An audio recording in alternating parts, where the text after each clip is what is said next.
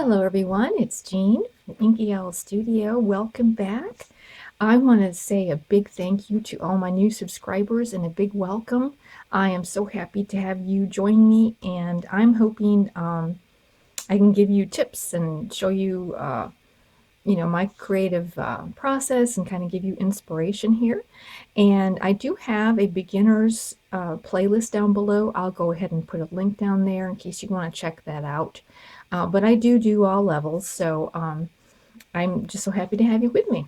I have here an old project that I did long time ago, and this is probably 4 years ago. And it's a very easy project, and it's like a little skinny journal accordion type of thing, and it's really nice for collaging. And for if you're new to collaging, this is really a nice little project because each of your collaging sections is just like right here, and you just need to pick a theme that, if you want vintage or shabby, or you don't even have to do that. Actually, you could just do everything as an individual panel. And so it's kind of nice. I always thought that if you're new to collaging, that a small space is a nice place to start with. And it's an accordion style, very easy to put together, very easy. And this would be a beginner's project for sure. I will put a link down below of the tutorial. Now, I want to warn you, it was one of my very, very early videos, so the quality isn't that great, and so you'll have to forgive me on all of that. However, the instructions are good and you'll be able to follow through on it.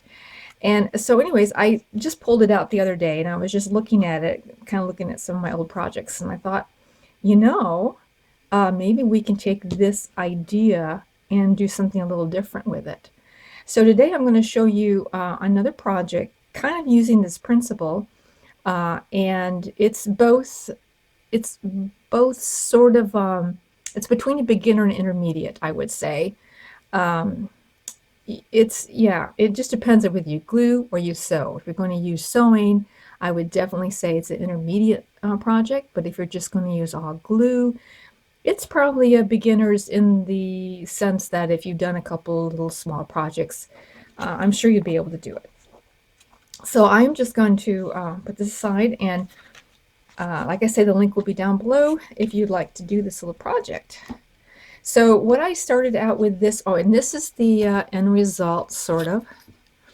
It's not the end, but this is kind of the idea that we're doing. So we're going to do like an accordion fold type of thing.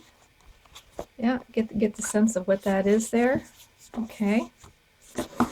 Now the beginner, if you're a beginner, then this part here, if you glue it, is easy to do. You don't have to do the sewing, you can just do the gluing. So that part. If you want to put pages in it, which is what I'm going to do eventually in here, you will be sewing the pages in. But you know what? If you want to expand your abilities a little bit, this is a really nice, easy way to start sewing into a spine, and you'll see as we go along. It's just an easy way to do that.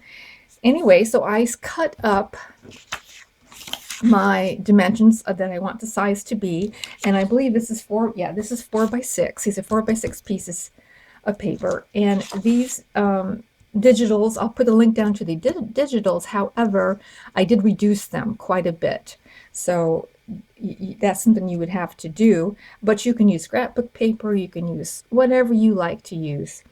I printed it on light cardstock, and I'm putting 2 together. So, you'll want your scrapbook paper to be somewhat substantial. You don't want it to be flimsy paper.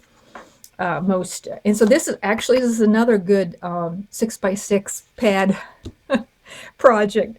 This is exactly cutting them the way we did for the last one. So the 4 by 6 type of size, so that you can use that up, right? And then I got, I have got here a piece of cloth, a strip, and it's about 1.5 to 2 inches wide. 1.5 is sufficient, and it's a cotton fabric. On this one here, I used a heavier weight fabric. It was, not heavy, but you know, probably a medium weight.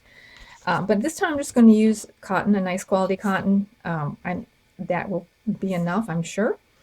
And you'll need about 5 inches, about 5.5 inches. Well, not quite that. So what we want to do here is we don't want to go all the way to the tippy of this. We want to come in just a little bit. So like maybe a 1/2 inch on each side. So this would be like a 5-inch strip here. Let me measure that out. Is that 5 inches? Yep. So about a 5-inch strip, as you can see. Now this measurement here can be any measurement. Of course, you can make it a little larger if you want, or a little smaller, but we just don't want to come to the very tip. I want to leave a little bit there. And okay, so that's all you need to do. And you'll need a glue. You'll need a nice glue. And either, so I'm going to show you 2 ways. I'm going to show you, first of all, if you're doing nothing but gluing. All right. And the other one I will show you if you're going to be sewing around it, because I know there's different people who have different styles. And I'm going to be using a Fabri-Tac glue, but you can use a nice quality white glue. Aleene's has a good quick dry white glue. You can do that, but you'll probably have to wait, you know, a little bit in between, just depending on how your white glue is. But the Fabri-Tac or Beacon's 3-in-1, it just dries quicker. You know, I just kind of like that idea.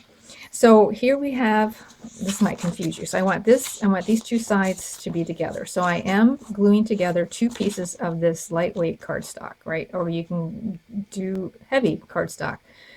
It doesn't matter, okay?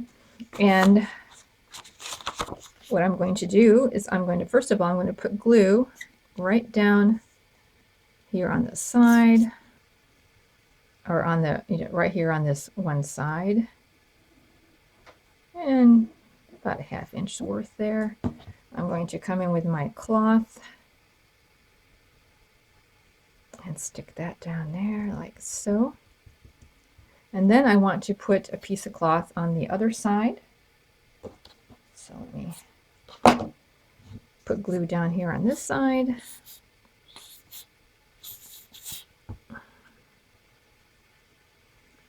Like that. Alrighty. Okay, and so now once I've got these 2 put in, and so I'm putting in there, oh, you know, a good almost half of the fabric I've overlapped into this portion here. And then on the back of this one, I'm going to just put the glue all the way around the perimeter, like so. All right. Okay. Maybe a little skiff in there. And then we will go ahead and put these 2 together. Okay. Just like that.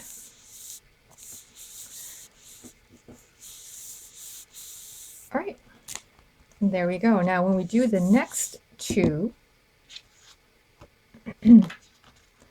see, I already got these ready to sew, so I'm going to break these apart. Okay. And we will do the same. We'll do the same thing. We're just going to put in here this like so. And this time I am going to leave, when I put this cloth on here, I'm going to leave about 1/4 inch between the 2 pages. All right, so you'll want to make sure your pages line up pretty good there. And you can see it's about 1/4 inch that I have put in there of a space. Okay. All right. And then if I'm going to continue with having strips, I will put another strip in there. Now I didn't point out that to do a cover, you don't want to put this section in there. So let's just do the cover. We'll just go ahead and put our perimeter again around here. Now, if this is the end of my journal, okay, and I'm not going to put any more pages on here, then I won't put in a tab. Oh, sorry about that. And we'll just go ahead and put this on top like this. Also, if this is going to be my cover, I'm not going to put a tab on the end. All right. So you can work either way. The nice thing is that when you get done putting everything together, you can choose which side you want to use as your cover. You know, you can choose which one. You can fold it this way, or you can turn it around and, you know, fold it up, you know, the other way. So the two ends then are not going to have another tab on it. So that's the only thing you've got to remember about that. So you can work, you know, whichever way you want, this way or this way, it doesn't matter. Just know that your two ends are not going to have the additional tab on it. Now, if you're going to sew, this is what I would recommend how you do it. You should only sew one at a time. I tried to glue a few and then sew them, and it was very fiddly, and not impossible, but you know, I guess maybe you could, but why make it hard on yourself? That's what I thought. So I just did mine one at a time, and then before I sewed it, I took my two pieces and I took my glue stick and I just glued the center, not the edges, because I'm really hesitant to put my needle into any kind of fresh glue that, you know, is not thoroughly dried. And I just glued the centers together. Plus, this really does help in the end quite a bit. And also, well, I'll say that later. So that it does help a lot to put this glue in the center, because now this kind of acts as a little bit of a clip. I don't know, just a little bit of a one, and it kind of makes it easy, I think, to hold it in place. And now, because this is, you know, 1.5 to 2 inches wide, I can put glue right here on the edge to tack it before I go to my machine without it interfering with my needle. So what I'll do is I'll just tack it, just a few little dots, and this isn't to make it in permanently necessarily, it's just to tack it up a little bit. And I will open it up and slide it in like so until I get my 1.5 inches, or excuse me, my 1/4 inch distance there. It's about 1/4 inch, I guess. There we go. And once I got that and I got my pages even, okay, so that makes it pretty secure to go in to your machine and then stitch around it. All right, so that's how I did the stitching portion of it. Anyways, that's what I would do. I would sew here, I would sew all the way around it if I was going to add a page, right? So I would do the tacking along here and stick it inside, you know, side there, and then I would sew all the way around it. And then I would get my second piece and do the same. And if I was going to make this the beginning or end, then I wouldn't put the piece in there. I'm sorry, and I would sew all the way around it again. Okay, I hope that was clear. I try to be clear, but sometimes I'm human. I'm not always as clear as I'd like to be. So that is the method that I used to put this together. Now here I have finished doing all the sewing and putting it all together. Now I would recommend, let's see, I have 1, 2, 3, 4, 5, 6, 7, 8, 9. I think it's odd number. 1, 2, 3, 4, 5, 6, 7, 8. No, it's even number. Again, we're going to want an even number of sections so that when we end,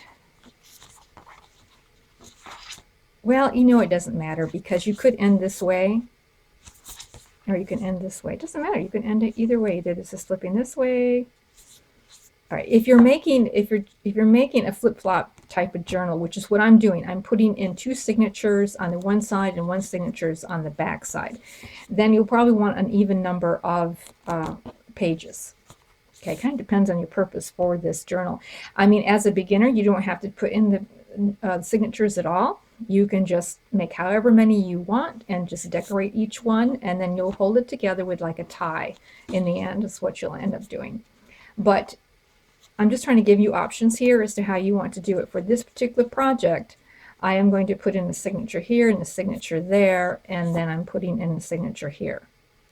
And so I'm choosing to have an even number. I have 8 sections in there.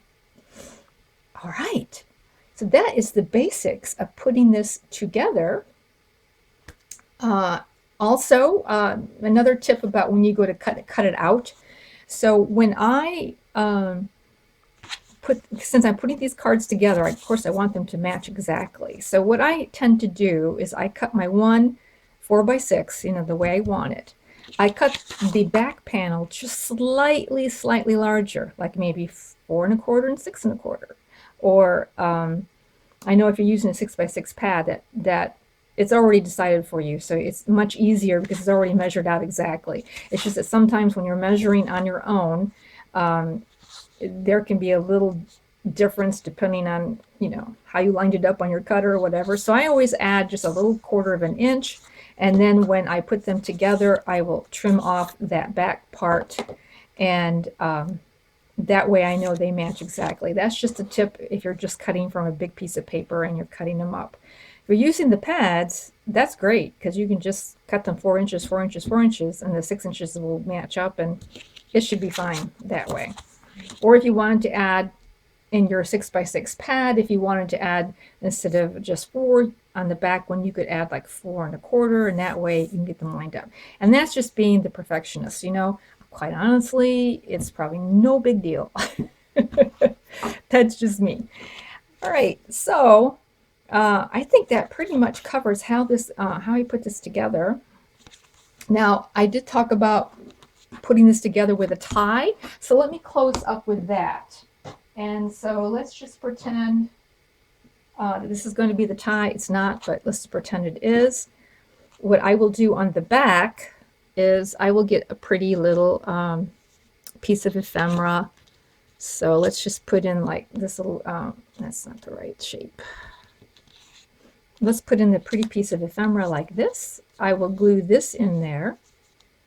And I probably will just glue it top and bottom. I will glue this over it, and then that will be the tie to tie it closed, and then it'll always be connected to the journal. But if the person doesn't care for the tie, they can always take it out. They can always put it back in with a safety pin. I mean, whatever. But I just glue in the top and the bottom, and I secure it that way. So that would be a closure. I'm sure there's other ways, but that is pretty much the way that I am going to close it up. I've allowed the 1/4 of an inch because as you decorate these pages, you'll want a little bit of room for the expansion of it. Plus you'll want a place, if you're doing the signatures, you'll want a little spine to put the signatures in. So I think that pretty much explains it. I hope it does. If you have any questions, please ask below. And I just really appreciate if you'd like this video, and you can just make a comment that just says hi. That would be great too. So I appreciate you coming along, and I hope that this will give you some ideas. I will continue to decorate this and show you in the end how it turned out, give you ideas, and we'll talk to you real soon. Bye.